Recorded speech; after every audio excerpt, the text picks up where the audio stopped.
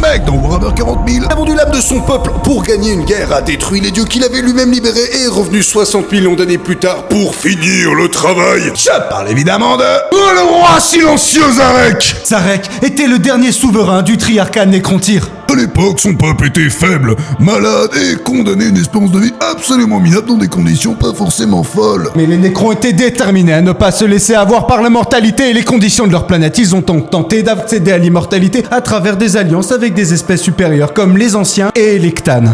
Le truc, c'est que les anciens, ils voulaient pas les aider à ce point, donc ils ont fait un pacte avec les Cthans qui, eux, étaient beaucoup plus sournois. Ils ont malheureusement passé le pacte avec les Cthans, sacrifiant leur corps et leurs émotions pour un corps de machines immortelles. Et depuis, vous voyez des Necrontyrs, une armée de machines mortelles sur vos plateaux de Warhammer. Mais revenons-en au roi silencieux. Le roi silencieux était absolument brisé de voir son peuple vêtu de nouvelles chaînes. Le truc, c'est qu'ils étaient vraiment devenus cheatés, ils ont réussi à se rebeller contre les Cthans et les exterminer. Ça faisait déjà beaucoup de l'or, ils ont décidé de se mettre en hibernation pour 60 millions d'années, le temps que les choses se calment. Mais le roi silencieux, lui, n'a jamais été endormi.